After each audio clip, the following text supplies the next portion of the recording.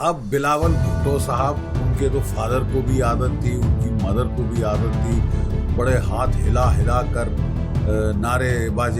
नारेबाजी करने की। तो वो जो कह रहे हैं कि इंडस में या तो पानी बहेगा या खून बहेगा, बड़ा sounds very impressive. But let's see अभी तक क्या करेंगे। नहीं देंगे ना, खून बहाने की उनकी औकात नहीं है। वो पानी के लिए तो रो रहे हैं और खून बहाने की बातें कर रहे हैं, इनको शर्म आनी चाहिए।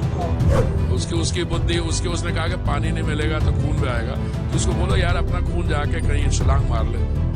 पानी में नहीं मिलेगा तो कहाँ छलांग भी काम मारेगा। पहलगाम में हुए आतंकी हमले के बाद भारत ने पाकिस्तान के खिलाफ सिंधु जल समझौता रोकने समेत कई कड़े कदम उठाए हैं। इससे पाकिस्तान पूरी तरीके से बिलबिला गया है और लगातार गीदड़ भभकियां दे रहा है। और इसी कड़ी में अब पाकिस्तान के नेता बिलावल भुट्टो ने भी गीदड़ भभकी दे दी है। उन्होंने कहा कि सिंधु दरिया में या तो अब पानी बहेगा या उनका खून बहेगा।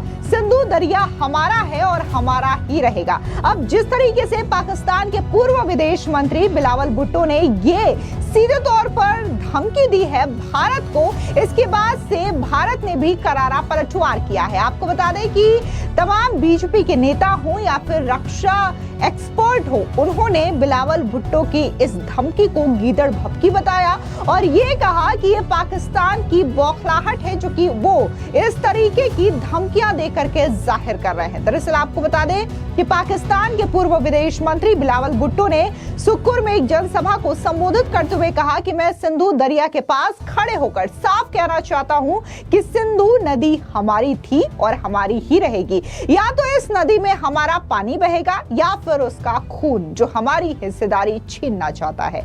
अब इस बयान को लेकर के भारत जो है पाकिस्तान पर एक बार फिर से हमलावर नजर आ रहा है। इस बीच रक्षा विशेषज्ञ जीडी बख्शी ने साफ तौर से बिलावल भुट्टो को आड़े हाथों लेते हुए क्या कुछ कहा, सुनिए उनका ये बयान। ऐसा है कि जब से ये प्रेशर डाला गया है उनके ऊपर, साइकोलॉजिकल प्रेशर तो इतना आ गया है कि ज्यादातर पाकिस्तानी जो लीडर्स हैं अनाप शनाप बक रहे हैं। कल उनके डिफेंस मिनिस्टर साहब ने कहा कि 30 साल से हमने टेररिज्म करी, वो अमेरिका के लिए करी, वेस्ट के लिए करी, हमें बड़ा खेद है कि हमने गलती करी, और लेकिन 30 साल हमने टेररिज्म का सपोर्ट दिया।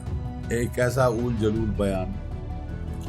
अब बिलावल भुट्टो साहब, उनके तो फादर को भी आदत थी, उनकी मदर को भी आदत थी बड़े हाथ हिला हिला कर नारेबाजी करने की। तो वो जो कह रहे हैं कि इंडस में या तो पानी बहेगा या खून बहेगा, बड़ा sounds very impressive. But let's see अभी तक क्या करेंगे। Let's see what they do. अभी तक तो कुछ नहीं किया ना, जीरो किया है। हाँ ठीक है, अपने जहाज पैनिक में वो कराची से ले जा रहे हैं स्कर्दू की तरफ, वो टोटल पैनिक में है कि साहब क्या करेगा भारत, कहाँ करेगा भारत, कैसे करेगा Bharat. They are stewing in their own juice, let them stew. इसके अलावा केंद्रीय मंत्री हरदीप सिंह पुरी ने तो साफ तौर से ये कह दिया कि बिलावल भुट्टो के इस तरीके की बयानबाजी को औचित्य नहीं समझते और उनका ये कहना है कि खुद छलांग लगा ले बिलावल भुट्टो उस नदी में। सुनिए हरदीप सिंह पुरी का ये बयान। और ये जो पहलगाम में इंसिडेंट हुआ, ये इंसिडेंट नहीं है, इट्स अ टेररिस्ट अटैक। इसमें किसी को गलतफहमी नहीं होनी चाहिए कि ये कोई उसको परिभाषा गलत हो रहे इधर। ये क्रॉस बॉर्डर टेररिस्ट है, unleashed by a neighbouring state, और उनको इसका पूरी जिम्मेवारी तो उनके लोग ले रहे हैं। मैंने भी देखा, उनके एक शायद रक्षा मंत्री हैं, उन्होंने अपना एक बयान दिया कि हम कई 30 साल से ऐसा काम करते आ रहे हैं और इसका they'll have to pay a price for it। पर अनलाइक पहले क्या होता था, जो पहले की सरकारें होती थी, होता था फिर थोड़ी सी वो लोग थोड़ी सी बैक ट्रैकिंग करते थे और फिर हम बिजनेस एज यूजुअल। इस बार कोई बिजनेस एज यूजुअल होने वाला नहीं है। और माननीय प्रधानमंत्री जी के आप बयान देखिए जो उन्होंने बिहार में भी कहा, इसका once and for all Pakistan will have to pay a very heavy price. और अभी तो ये शुरुआत हुई है, क्योंकि ये जो टेररिस्ट होते हैं, they take away the most fundamental right, human right, which is the right to life. Innocent लोगों को ऐसे लाइन में खड़ा करके उनका रिलीजन पूछ के ऐसे करना, इट्स अ हाईली कंडेमनेबल। और इसकी कॉन्डेमनेशन सिर्फ भारत का हर एक नागरिक नहीं कर रहा, ग्लोबली, वर्ल्ड वाइड। अब सब देखिए, all countries are condemning it, and I think Pakistan is not just a rogue state, it is a country in terminal decline.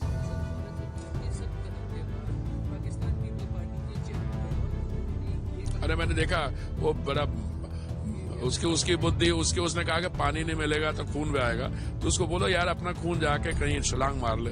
इसके यार पानी में नहीं मिलेगा तो कहाँ छलांग भी कहाँ मारेगा। छोड़िए बेवकूफी की स्टेटमेंट। मैं आपको रिक्वेस्ट करूंगा कि आप इनको डिग्निफाई मत करिए। एक और आंटी है वहां पे, वो क्या नाम है, शेरी रहमान, उसने भी कोई बेवकूफी की स्टेटमेंट दी, तो आप उनको डिग्निफाई मत करिए। इनको पता नहीं व्हाट इज हिट देम, तो अभी जरा they'll get to understand। इसके अलावा दिल्ली सरकार में मंत्री मजिंदर सिंह सिरसा का बयान भी सामने आया। उन्होंने भी बिलावल भुट्टो के इस बयान पर करारा पलटवार करते हुए कहा कि तब तो बिलावल भुट्टो को पानी में कूद जाना चाहिए। सुनिए मजिंदर सिंह सिरसा का ये बयान। कोई नहीं, इंडियन आर्मी को तो ये आंखें निकाल के दिखाने की जरूरत नहीं रखते। इंडियन आर्मी आज दुनिया की सबसे ताकतवर आर्मी है। ये 4 पाकिस्तानी जो गंदगी से भरे हुए लोग हैं, जिनके दिमाग के अंदर गंदगी भर चुकी है, जो सिर काटने वाले लोगों के नाम पर मिठाइयां बांट रहे हैं, एम्बेसी के अंदर केक लेके जा रहे हैं, ऐसे बेहुदा, ऐसे बेकर, ऐसे घटिया मानसिकता के लोगों को हमें बोलने की जरूरत नहीं है। हमारी आर्मी उनको जवाब देने के लिए सक्षम है। बिलावल भुट्टो कह रहे हैं कि जो सिंधु का पानी चल रहा है वो पानी तो हमारा ही है, नदी हमारी है, तो डूब जाओ उसमें। क्योंकि वो कह रहे हैं खून बहेगा। नहीं देंगे ना, खून बहाने की उनकी औकात नहीं है। वो पानी के लिए तो रो रहे हैं और खून बहाने की बातें कर रहे हैं। इनको शर्म आनी चाहिए। पानी के लिए रो रहे हो और खून बहाने की बातें कर रहे हो।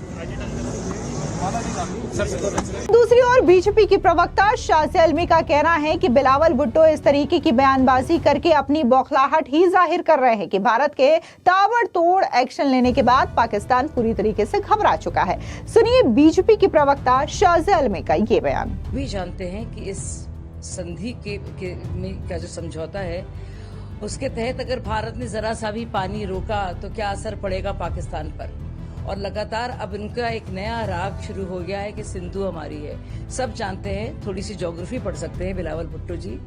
माना जाता है कोई बहुत अच्छी इंग्लैंड की यूनिवर्सिटी की पढ़े हुए हैं कि कहाँ से शुरुआत होती है इंडस चेनाब झेलम की, और कितना जरूरी है पाकिस्तान को जीवित रहने के लिए ये पानी, जो भारत ने बावजूद इतने प्रोवोकेशन के, जंगों के कभी भी नहीं रोका है।